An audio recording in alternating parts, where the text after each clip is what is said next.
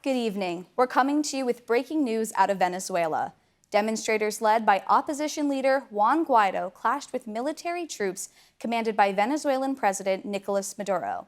The violence began early this morning when Guaido released a 3-minute video of him calling on civilians to make a push to end Maduro's rule.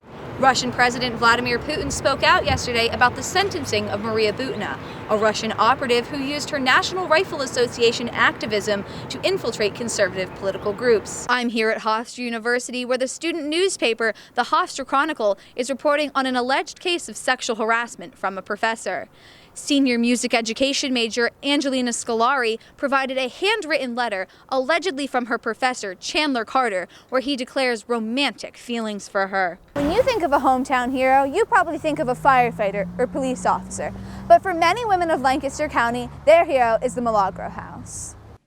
Today in Washington, Senate Minority Leader Chuck Schumer says President Trump has agreed to support a $2 trillion infrastructure spending package following a meeting with Schumer and House Speaker Nancy Pelosi at the White House. We do have some breaking news. We have a couple of unconfirmed reports, but according to News 12, there actually might be a shakeup in the King-Shirley race. News 12 is now reporting that the King-Shirley race is 51% Shirley, 49% King. Again, we have not confirmed this, but that's according to News 12. Okay, we're going to throw it over to Danielle Zulkosky back at Democrat NASA headquarters just to see what exactly is going on over there. Thank you, Kim. It is absolute chaos in this room. Everyone started cheering when all of a sudden News 12 started reporting that Lubogretchen Shirley was projected to win. But if you check CNN, that is not what they're projecting. But if you check other various reports, we're getting conflicting results. Lubogretchen Shirley is on stage right now. There are a lot of hugs happening. But I truly, as a journalist, cannot say one way or another because I'm getting so many conflicting reports. But News 12 did have her at 51% of the vote. This is one of the closest races I've ever seen, and one of the most shocking ends to the night. The room is in complete just disarray. So much cheering, so much hugging, but we truly will not know what the actual result of this race is until the New York State Board of Elections certifies this, because it is just too close to really call from our end here at WRHU.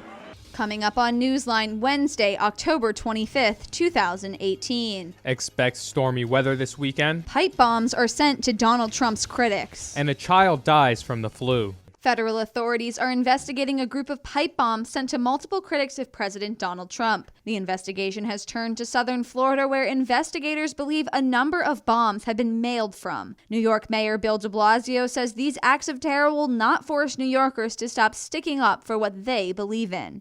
That was James Hausman, member of the Free Player Drum and Bugle Corps. They are the first differently abled drum corps in the world. Another member, Carl Massioli, wanted to join the Free Players to be a part of a community.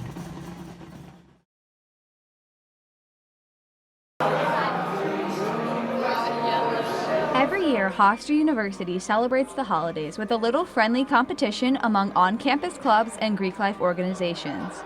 The Office of Student Leadership and Engagement organizes these groups into teams that each represent a different holiday. This year, all of the windows came out great and the competition is very fierce. So this is holiday window painting. So Hofstra celebrates the holidays, so each group gets a different holiday. We were partnered with various student organizations and we painted holidays on the windows. We are painting our window right here, and I am just helping make it look good. So we're lucky they supply the paints, so we didn't have to go out and grab paints, but we had to pick the design and draw it up and kind of condense and make sure that we knew exactly what we were doing.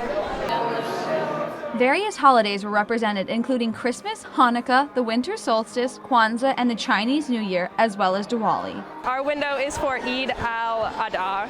Hanukkah, which I was excited because I'm Jewish, so I was like prime.